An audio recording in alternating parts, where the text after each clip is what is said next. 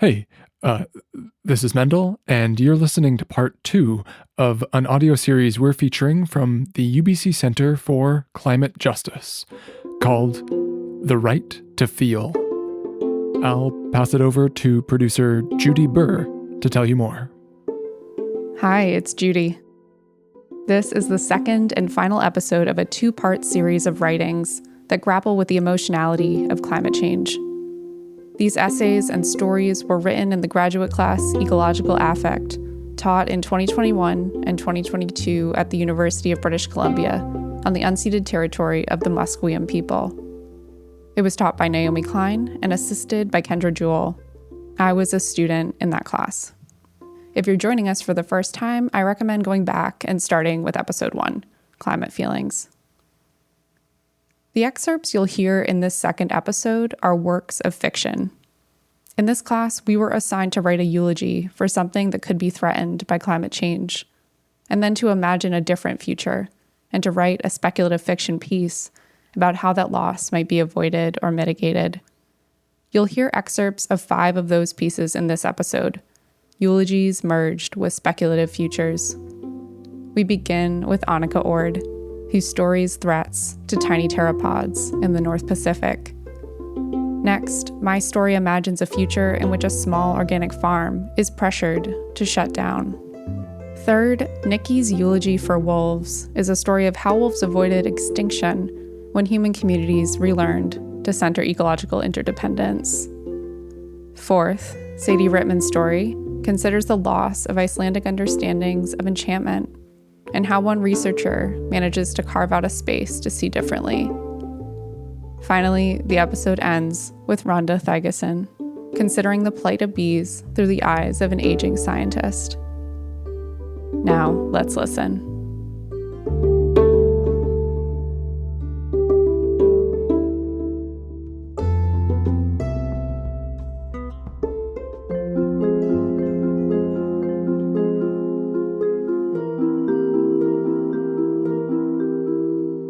Hi, my name is Annika Ord. I'm from Southeast Alaska and I study what place-based knowledges can teach us of climate change, glacier retreat, and climate resilience in Clione, or Southeast Alaska. This is an excerpt from my fictional story Clione. Dissolution of fine bodies, soft and translucent, slivers of light, propelled by small wings like large ears, rowing in figure eights. A red center, and soft ears like owls. Pteropods are zooplankton. They belong to a group of free-floating mollusks, which include sea angels and sea butterflies. Mostly, they live in the top 10 meters of the sea and are less than 1 centimeter long. They are found in all major oceans and at all latitudes and are an important food source for species such as salmon, herring, and whales. For pink salmon and chum salmon, pteropods make up an essential food source. Pteropod swarming behavior allows salmon to efficiently feed on large schools without having to work too hard for their food. In some years, these small winged zooplankton make up 60% of juvenile pink salmon's food. And there seems to be a clear correlation between pteropod abundance and pink salmon populations. Both the sea angel and the sea butterfly rely on calcium carbonate shells. However, sea angels shed theirs shortly after hatching. When pteropods and shelled zooplankton die, they sink to the ocean floor, and their shells are slowly turned into sediment, storing the carbon, which came from the atmosphere, in the seafloor.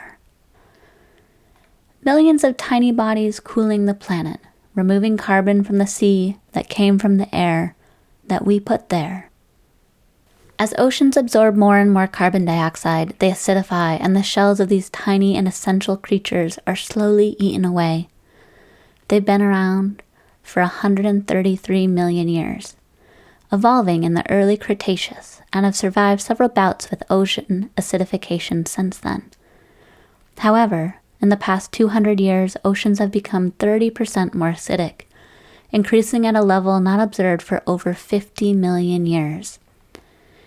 They are dissolving in the current onslaught. It was the little ones who left first, barely noticed by the relentless drone of memes and media, takeout dinners and seductive silver devices mining attention, rains that never came, and the drama of political stalemate. In fact, they gained more attention as ghosts than they did in life. After all, there's not much glory in sea slugs. Of course, not everyone was lulled by the seductive static, the steady tread upwards and outwards, the promise of infinite convenience, luxury, dragon fruit in Alaska, migrants turned away at the border. So yes, on the whole, we slept. We began to notice when the salmon stopped coming back. Salmon, after all, along the Pacific coast of North America are like the quarterback in football, sail to a dinghy, berries to my pie. Without them, there's not much action. We like to be focused. We pick our mascots. So much energy went into measuring the incremental changes, confirming the confirmed and then confirming it again. We marked the losses and walked on. We thought, maybe next time, this rigorous document of science will tip the scales. We believed that with the right science, the right argument, policy and politics would follow. Corporations would fall in line. But money and power had broken that agreement a long time ago. We knew the truth. Governments knew the truth, but the dream held fast. A dream that Ta-Nehisi Coates identifies as resting on the exploitation and violence against Black and brown people. He writes, quote, "The forgetting is habit, is yet another necessary component of the dream.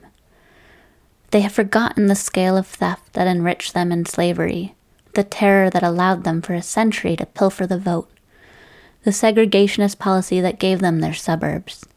They have forgotten, because to remember would tumble them out of the beautiful dream and force them to live down here with us, down here in the world. I would not have you descend into your own dream. I would have you be a conscious citizen of this terrible and beautiful world." That's an excerpt from Ta-Nehisi Coates' Between the World and Me. The change we needed would not come from measurements, at least not those of climate science. The measurement needed was of the system that funded American military complex and the prison industrial complex, sanctioned the stealing of indigenous lands and children, policed Black and brown bodies and while privileging white, encouraged the indiscriminate extraction of fossil fuels, forests, fish, etc. by capitalist revered corporations the world round. What had remained peripheral to the nearsighted vision of colonial capitalist gaze all this time is that nothing, I mean nothing, exists by itself. I feel bad saying it, but it helped to lose some of our mascots. In the North Pacific, when the salmon left, the party began to grind to a desperate stop. Bears, boats, legislation, wolves, trees, trout, mines, fishing families, fishing nations. What we, predominantly Western white majorities, had failed to see was the coordination and relationality of all life and systems on Earth. Brick by brick, we are removing the foundation that held up the increasingly gaudy and top-heavy house of the West. Enter Clione. The mists hang low over the hazy blue islands, over the overlapping blue mountains. Rain falls softly and constantly, except for the time when it pummels. I work in the kelp forests. We pull on our wetsuits and slip into the water. It's time to check on the kelp forests and their inhabitants, sea stars, mollusks, kelp crabs and kelp fishes, abalone along the cliffs. We tend to this forest, using old labs and classrooms as seaweed nurseries, helping to rear the young and offset the deaths. We visit each forest and farm along the coastline, caring for the kelp, which cares for the fish. We harvest when it's ready and reseed when we must. Today, I swim out to the reef. The bottom pulls away. The world is a soft, deepening green. Cold spring water trickles between my suit and skin. It always enters through the neck. I pause, looking at the space just beyond my nose.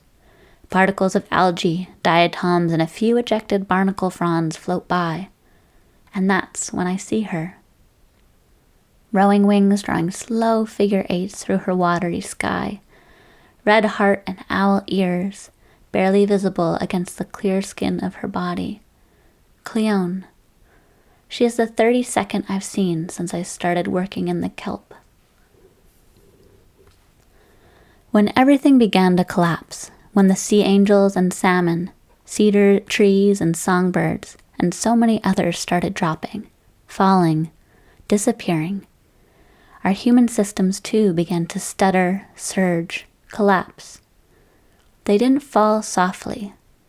The neoliberal machine has never been one for downsizing with grace. But while systems of extraction and power rumbled on with terrible momentum, people were waking up. I won't gloss. It got a lot worse before the tide began to turn. We learned from communities who had always been fighting the system.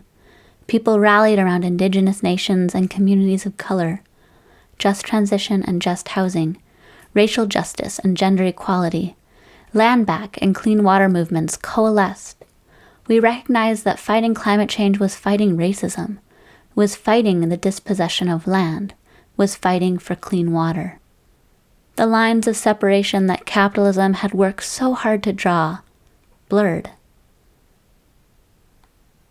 Later, I peel off the cold black neoprene skin from my shivering body. I wrap myself in a thick wool blanket and sit down with a strip of smoked salmon and Labrador tea to write to Ellie. It will take about a month to get to her. Things take more time now. We are learning patience. It seems incredible, almost inconceivable, that our patchwork of responses has made a difference.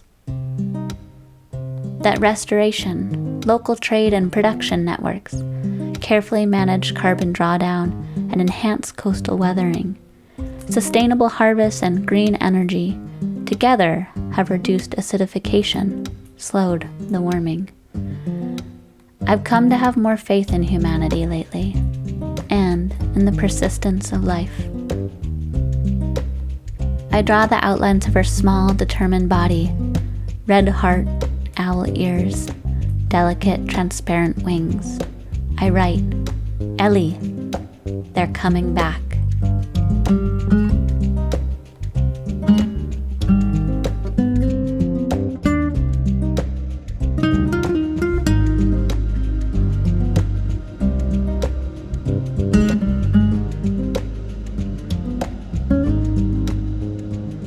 Hi again, it's Judy. This is an excerpt from my fictional story, The Abundance Will Be Forever. This title is a quote from Indigenous firekeeper, writer, and filmmaker Victor Steffensen from an interview he did about caring for country with fire on the Good Fire podcast. Part 1, The Eulogy. From the Globe, February 20th, 2044, page 4 headline. Local farm closes after 60 years. Farmer confesses it just stopped making sense to grow food. Solace Knoll Farm closed its doors last week after 60 years in business. The farm was started in 1984 and passed down in the Carden family. It has been run by Martina Carden for the past 23 years, despite the questionable economics of producing food in our Northeast region. Food security experts attest that dry summers and heavy precipitation events in the region have encouraged shifts in the local food economy. Martina Carden acknowledged the impracticalities of running a local farm business. You can't compete against the corporations, she told a small crowd at the farm's closing gathering. With the latest rise in water prices and the refusal of state regulators to help local sustainable businesses like ours pay, we needed to shut down. Martina continued, it just stopped making sense to grow food here. The 30-acre Solace Knoll farm began as an organic farm, but it lost its organic status in 2035, along with a number of other farms in the region, due to issues with pollution. Farmers continue to blame local water system management for exacerbating this pollution crisis, but water officials say that farms have been unrealistic and depending on a communal system already sapped by more essential uses. Many farms have closed in the last decade. Neighboring residents have some fond memories of the farm, but most see the closing as a natural evolution of the food system. Neighbors to the farm have complained that it is taking up valuable space that could be used for housing developments. It was nice to walk by with the kids and see the animals and the vegetables, said Marion, a 44-year-old dental assistant and mother of 2 children who lives down the street from the farm. But it just seems more sanitary to get food from the grocery store after all those pollution problems we've been having. We used to talk about local food back in my hippie days, said Greg Kim, a 60-year-old town resident and local businessman. You can't do it anymore.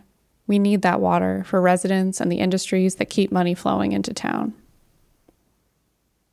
A footnote to this article reads, some quotes have been edited for clarity.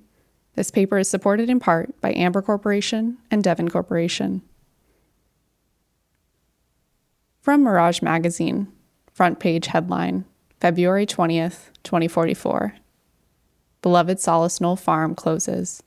Activist and farmer Martina Cardin speaks out against water diversions for toxic corporate extractivism and local inaction on ecological crises. The article reads, Martina Cardin took over Solace Knoll Farm from her grandmother more than 2 decades ago. Now the community has to say goodbye to this precious source of locally grown food. Martina's family has collaborated with leaders from the Pokanoket, Wampanoag, and Narragansett tribes, and with the local community to sustain this place as a beacon in the local organic food movement these last 60 years. But government officials continue to see regional fracking as more important water use than local farming, and PFAS pollution rates have skyrocketed. National and international food conglomerates have tightened their hold on food markets. The cost of land has been at a premium in the northeastern United States for the past few decades, and it has become unaffordable to most farmers who want to grow food at a communal scale. The most significant tipping point for the farm, Martina says, was the water shortages and PFAS pollution crisis in 2034. She blames the rise of industry in the area and the lack of any precautionary action to regulate what businesses were dumping into the water. Martina shared a short eulogy for the farm, which we have printed in full below. I remember the abundance that made me fall in love with this place. Grandma kept the edges of the fields wild, which kept the bees coming and gave local animals a refuge from the pavement, cars, and commercial noise just a few streets away. Wild animal diversity isn't the standard farmer playbook, but I admit, I loved seeing the deer and the fawns eating grass in the first dewy light of morning. Grandma talked about the farm like that, like a more than human community. We had so many birds, scarlet tanagers, black and white warblers, and pileated woodpeckers. These are only the English names. We are on indigenous land, where traditions of care so much older than these processes of destruction continue to exist and be practiced. Our grandchildren deserve an inheritance of abundance. It has been a gift to try and offer that to the land and people I love. I don't know whether this spot will be a farm or an apartment complex in the years to come, but our work does not end. Our community does not end. The existence of this place has been a form of resistance against the extractive world too many see as the only possible future. Writer and lawyer Julian Uggen once said, "I cannot think of anything more terrifying than children who do not believe this world can be changed." Children, friends, the world can be changed. We must continue to fight and continue to foster liberatory spaces elsewhere. Let this place remind us of what is possible and what is at risk of being lost. Part 2, The Farm. Alternative timeline, 10 years earlier, 2034. Carson. Get in the truck. Hey, grab 3 more crates. Carson was already sweating. The farm was supposed to be a reprieve from the stifling monotony of desk work, but this crashing into tables, dropping the parsley into the compost pile, almost getting trampled by a cow, this was something else. She clumsily pushed 3 crates into the truck bed. Her arms, thin and pale from desk work, were sporting lines of red scratches and bruises blossoming from the lifting and setting down, the act of trying to keep up, like careening through a video game she hadn't grasped the mechanics of yet. Except Snow Farm was very real. It was unusual to see a clearing of land between the residential lots. A large apartment complex had gone in on one edge, and the fields seemed to shape themselves around its shadow. It was green in squares of beet greens and lettuces, and there were shrubs and trees around the edges. The chickens clucked rhythmically by the barn. It was already getting warm in the hazy pale dew of the early October morning. "Gotta hustle out here, my friend," Linda said, once Carson had jumped up and was crouched tensely in the truck bed with 8 other people. "Not like that sweet office job you've got." She grinned cheekily, revealing 2 cracked teeth. Carson nodded tersely and looked away. "I don't have to come back next week," she reminded herself, feeling a flash of anger at the indignity of it. She glanced over at another worker with 2 nose rings and a neck tattoo, who was bobbing his head to some music. Carson could just make out a few sounds from the near invisible earpieces. 15 bunches each," Linda called out as they filed out of the truck at the field of kale and cabbage. "We have a bulk order." They filed through the field. Carson followed Nose Ring Guy, copying his movements, trying not to pick too many of the bug-eaten leaves. Was it worth it, not using pesticides, she wondered? She should calculate the efficiency savings. She might be able to really help these people. After 15 minutes, most everyone was done picking, but Carson was swatting at the plants, feeling a bit panicked, still 7 short. Nose Ring grabbed her arm. "I picked some extra for you, Amber Corp." Carson was too grateful to protest. They filed back after the group, heading toward the carrots. "What are you listening to?" Carson asked Nose Ring, whose name was actually Blythe. "You wouldn't know them," he said, looking bored. "Clypop stuff, the weather station." He gave Carson an earpiece, though, and she continued to follow him as they picked together. The office plants had pushed Carson over the edge. Most of the plants in the office were fake, the fancy kind that were designed to clean the air. "They're just like plants," the ad said, but were really just bots. Something about the inability to tell what was a real plant from what was a fake plant left Carson cold. Her grandma had a big fig tree down by the river in the 2000s. She'd planted it in the 80s in her yard. The tree died more than a decade ago, a couple years after Grandma did. But the rich figs still shimmered in Carson's memory, plump and fat. So that's how the farm happened. Carson felt she had to jump into something boldly. She had no experience of easy transitions. She knew about Snow Farm from Amber Corp Groceries' audits of the regional food industry. It was an object of ridicule. The organic farm movement a few decades ago turned out to be just a bunch of privileged kids acting out. They only stayed in it a few years before giving up on a needlessly difficult life in the dirt, when it turned out to be all cows and no vacation. At Amber Corp Grocery, they were feeding the masses. Who could argue with that math? Yet, here she was, on a truck for some reason, headed toward a patch of dirt in the back the farmers called Fern Gully, where the salad mixes were grown. She noticed Linda was eyeing her over with the other newcomers as the truck bounded over the rutted road. Blythe started having a loud conversation with Linda about Amber Corporation workers and the psychology of exceptionalists deregulating their mind from care. Was this hazing? She felt another flash of annoyance. They still drive a truck, Carson thought. The hypocrites.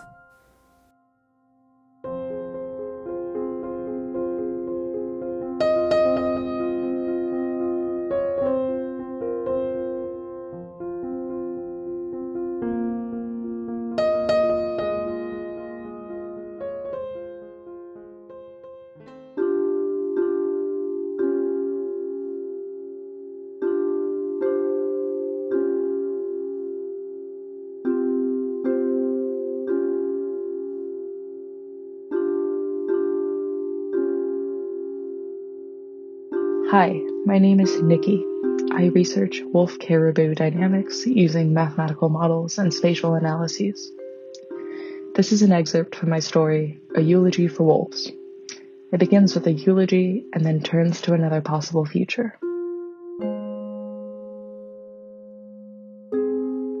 They did not pass away gently.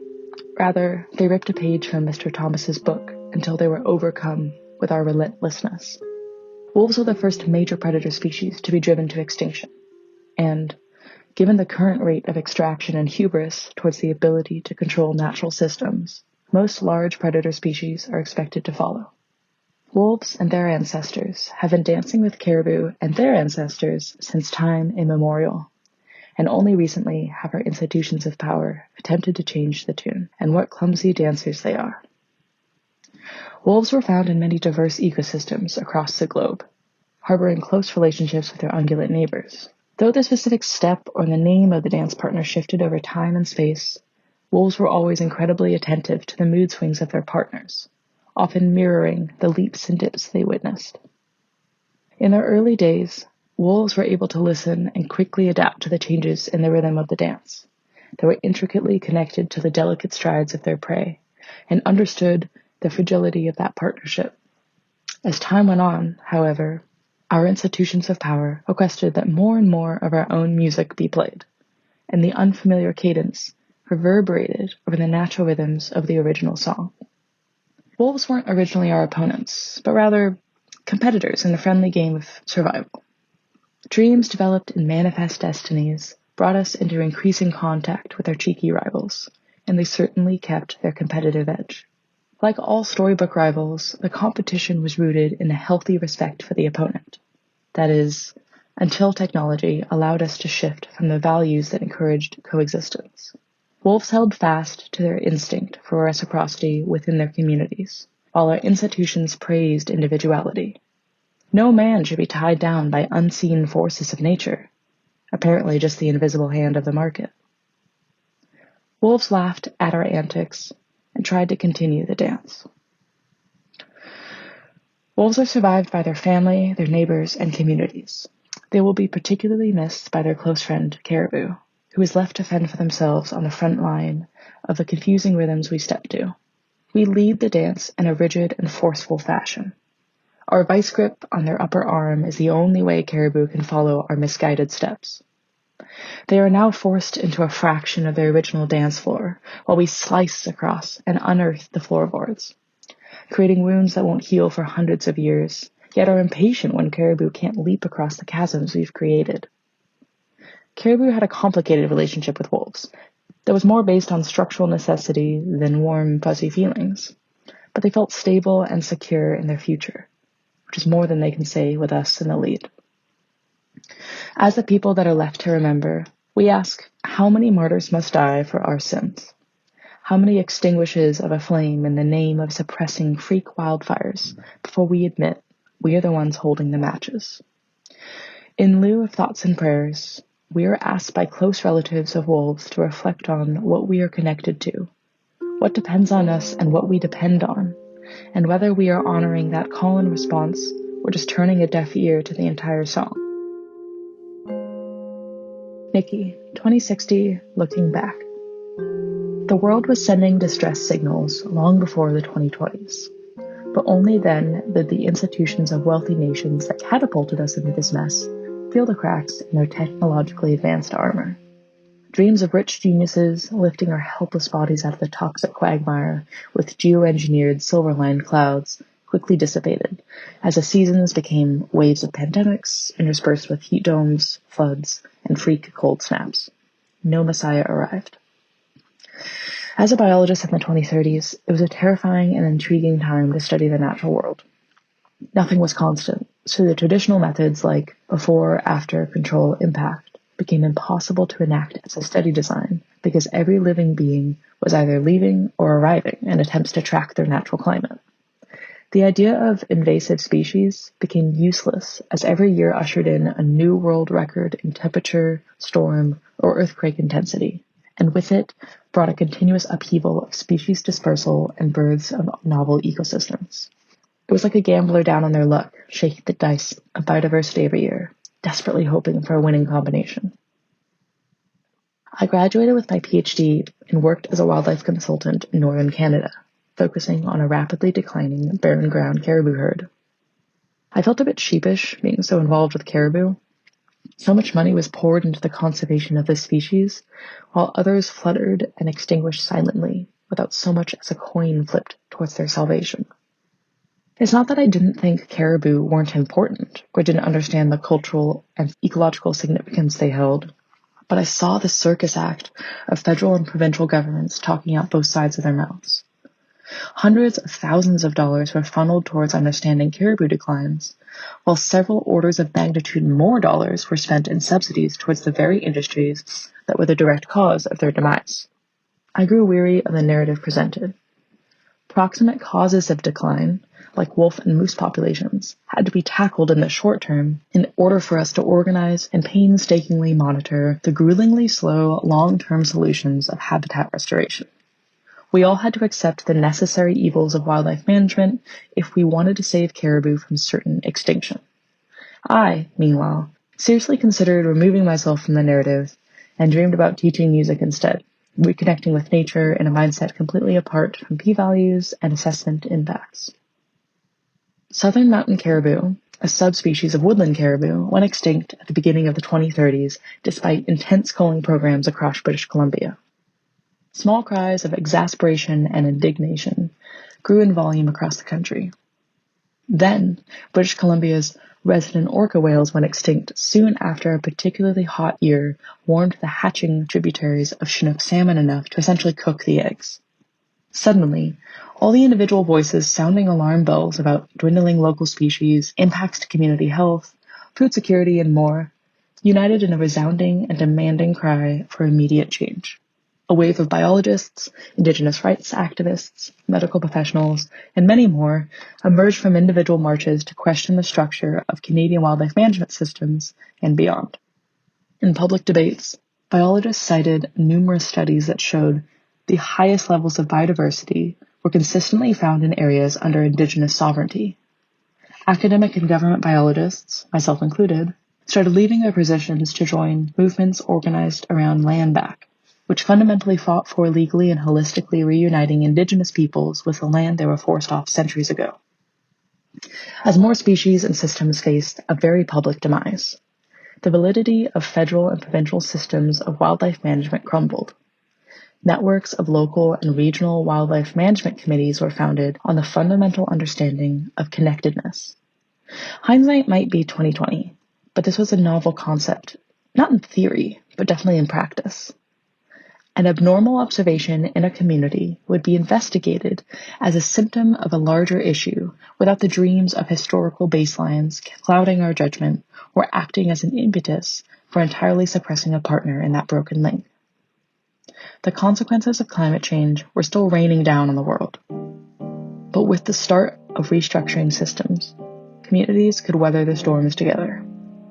Many people were still forced to flee their homes in response to climate change, but they were no longer described as immigrants with the same connotation that the word was used in the early 2000s. The idea of illegal aliens was not only considered horribly cruel, but asinine. Because who could be illegal on land that was stolen to begin with?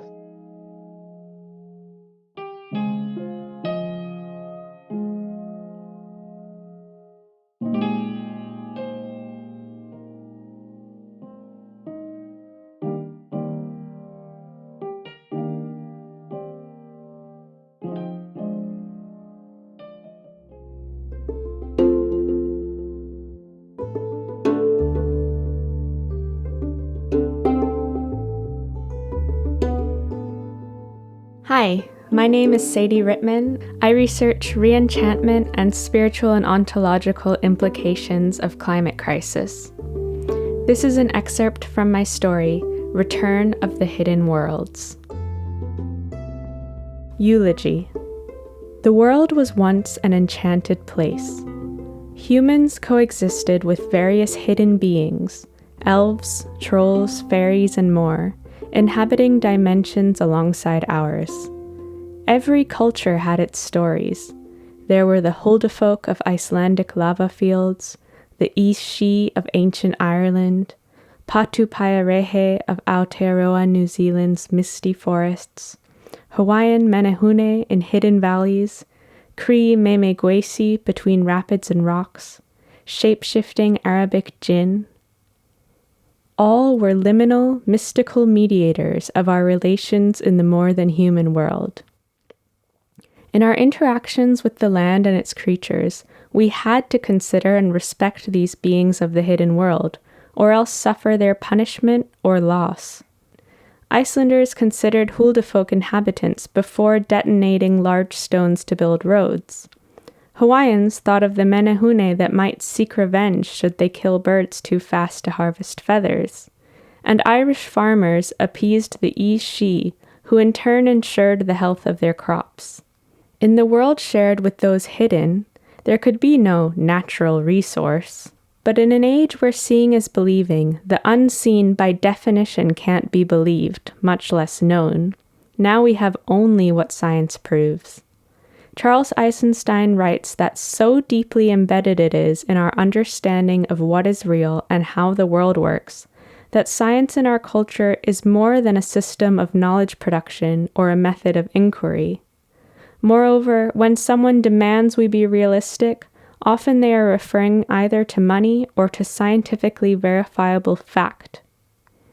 This connection between money, science, and the bounds of reality is not accidental. The world as we've known it rests on a configuration for reality and corresponding science that serves the interests of capital. Anthropologist Frederic Apfel-Marjolin explores how with the first conceptualization of the market economy in the 17th century, the disentanglement of the individual from a web of community and spiritual obligations gave rise to the individual subject acting on the basis of his perceived self-interest.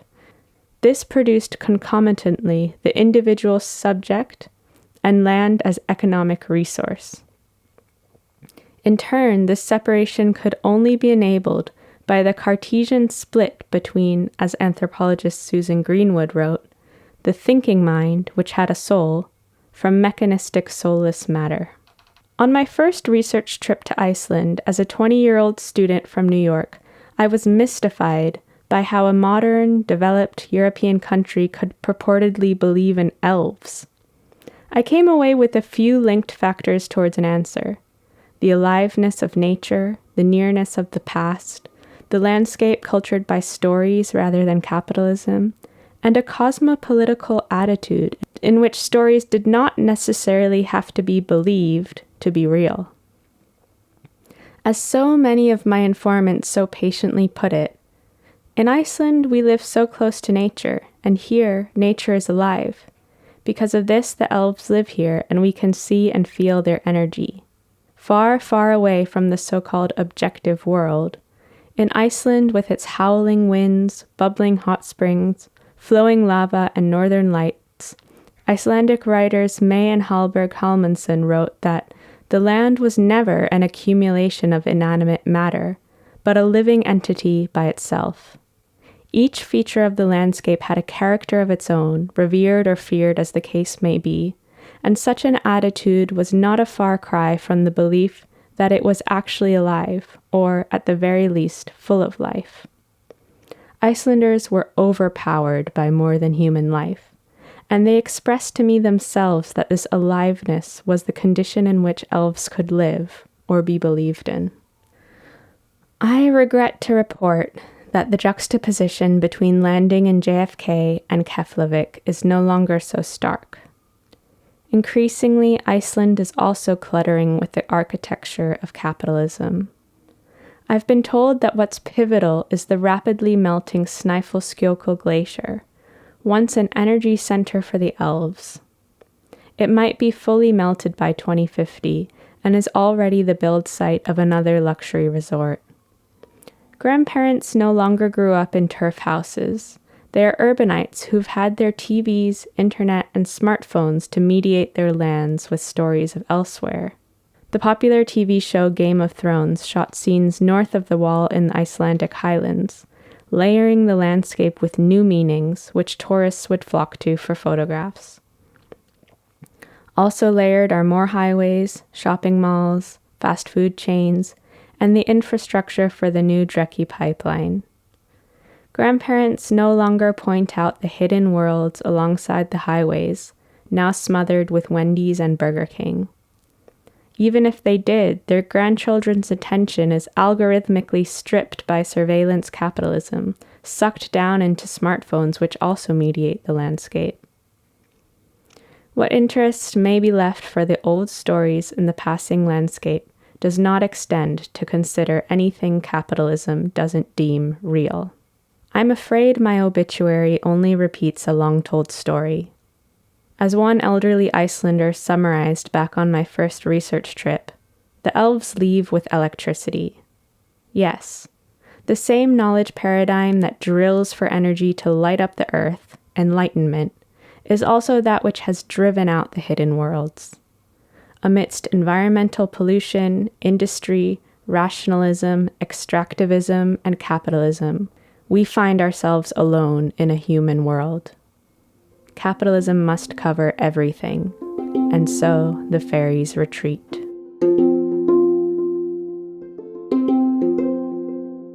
"20 years later.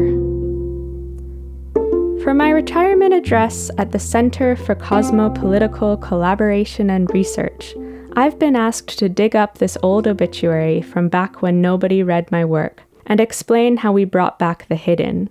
Regrettably, we learned the hard way that one worldview, one sociocultural context, one reality was never meant to overtake and strangle the whole planet.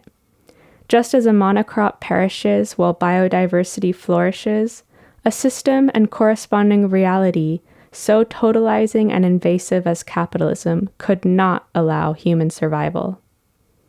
In our delusions of separation, superiority, and corresponding objectivity spread so aggressively across the planet, we very nearly went extinct.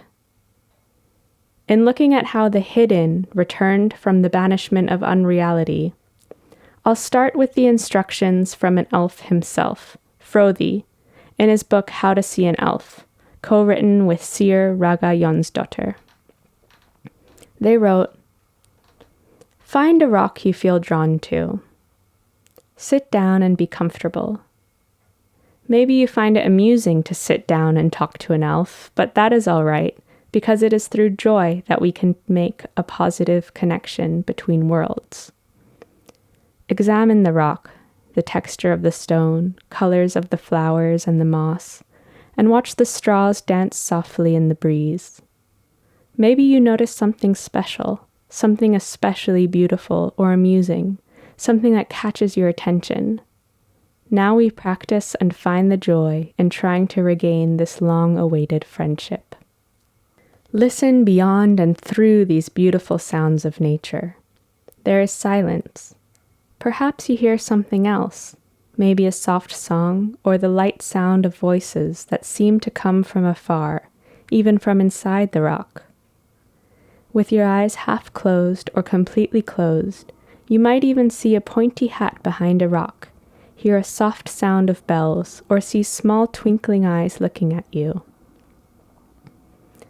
Did it work? Did you see me? If not, it's also fine. It was a beautiful moment, wasn't it? I'm sure that the colors around you seem brighter now, the sounds of nature stronger, and you even feel more joy within.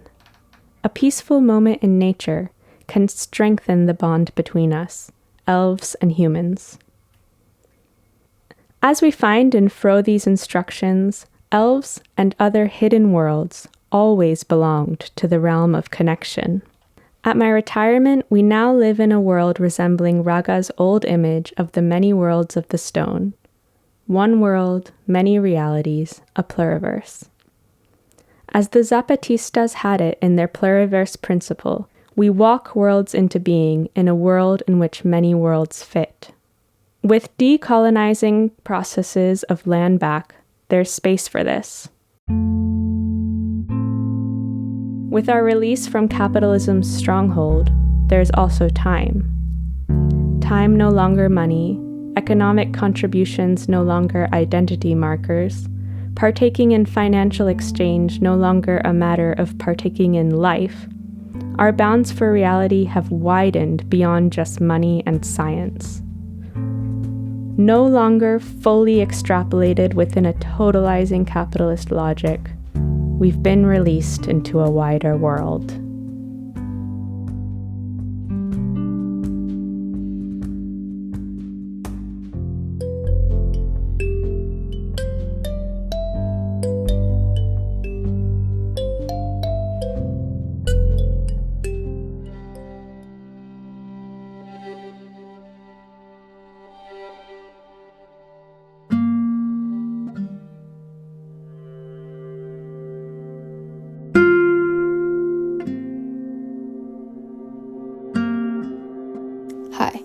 My name is Rhonda Thygesen. I research the proteome of honeybees, and I'm a student in the Department of Biochemistry and Molecular Biology. This is an excerpt from my story, Eulogy for the Bees. Eulogy. My love story with pollinators started when I was young and living in rural Alberta. I grew up on a farm with fields decorated in canola seed, known as Brassica napus, which bees tended to regularly. I watched them come in June and leave in July. This timing of pollination for the blooming crop was decently regular since the 1980s. In my naivety, I thought that the bees and canola plants were just friends and wanted to say hello to each other. When I was doing my undergrad in biology, I applied to work with Alberta's apiculture team for research experience. Through that job, I learned that the hello I thought bees were giving to canola flowers was a serious work visit. I got hooked on studying pollinators after that. I was surprised that there was a developed field of researchers trying to help pollinators live better against the stressors in their environment. I didn't make the link as a young researcher that these stressors were correlated with climate change, nor did I feel brave enough to share my realization that those trying to research the effects of agrochemicals and disease on bee populations were also trying to please the industry instead of changing it. It would have been brave of me to show up to research meetings as the youth who called out each of us for being a part of the problem and not the solution. I felt a lot of anger in those days, and I swore to never be naive to their important work and silent suffering in health and population. This could be why I am writing this eulogy to the bees today. It was Albert Einstein that said, "If the bee disappeared off the surface of the globe, then man would have only 4 years of life left. No more bees, no more pollination, no more plants, no more animals, no more man." Einstein maybe wasn't factually correct in his timeline, but he is honest in the important bond between bees and humans. There was indeed no other species on planet Earth that was such a force of nature, nor one that gave us so many gifts. The worker bee is a very literal term, working hard to upkeep the ecosystems it participates in to keep the animals of this planet healthy. Our mouths were the receivers of their labor. Almonds, apples, blueberries, coffee, dairy, cereals, and cotton will not see the future without them, and we will cherish those things while we still have them.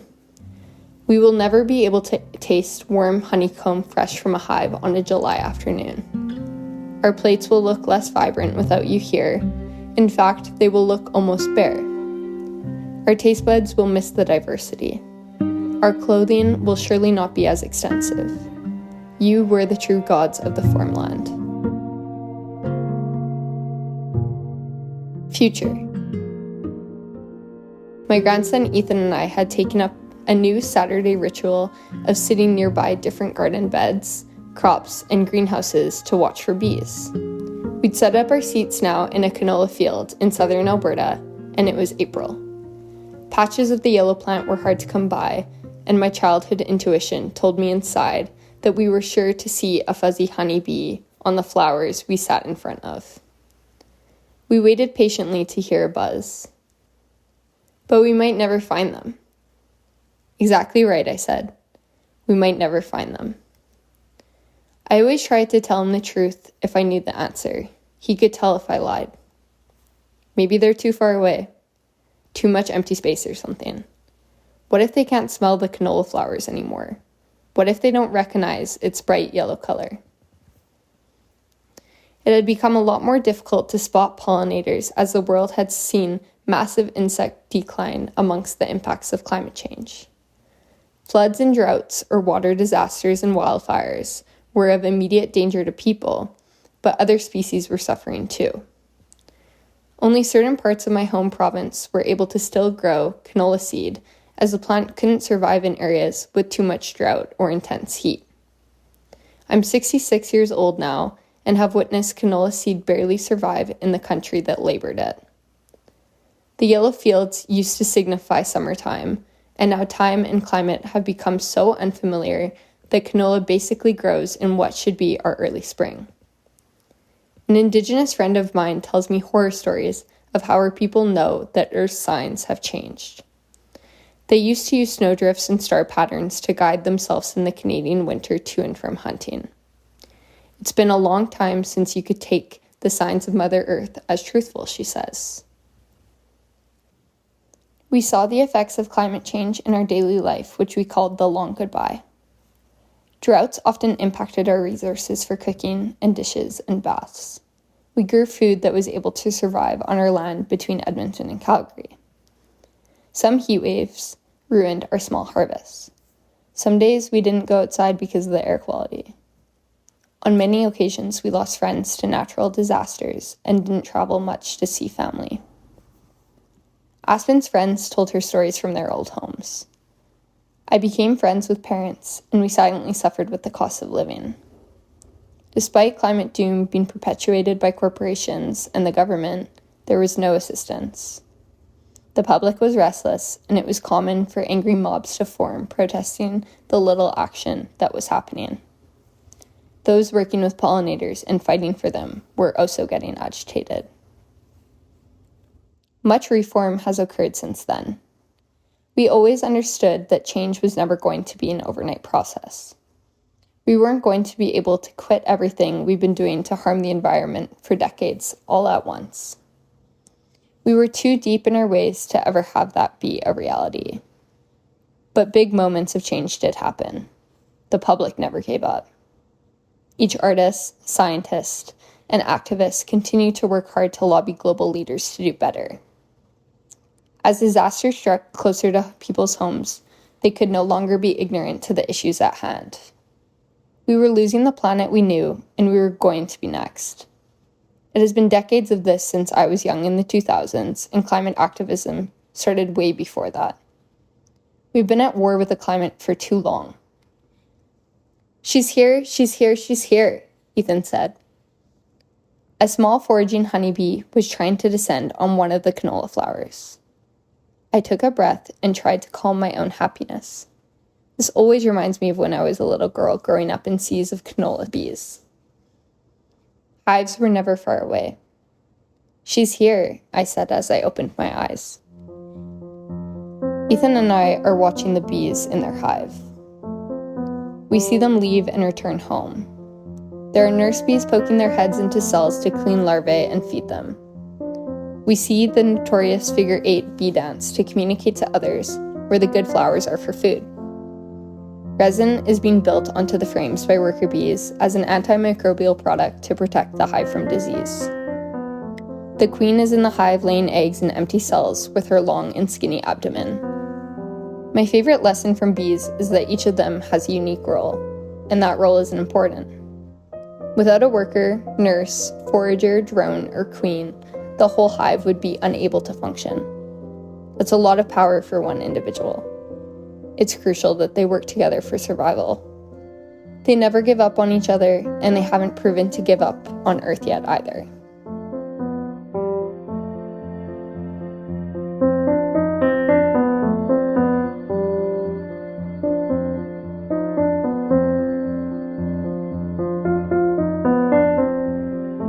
We'd like to thank all of the students who contributed their work to this episode, and everyone in the Ecological Affect class whose thoughtful ideas fostered such generative discussion and meaningful writing. Thanks also to Kendra Jewell, Audrey Irvine Broke, Laura Steichen, and Maggie O'Donnell for their support in reviewing drafts of this audio story. Finally, we'd like to thank the University of British Columbia's Hampton Grant Program for funding work on this project. For my part, it was a gift to be part of this class and to curate this gathering of our writing. Thanks to all of you for listening to this series.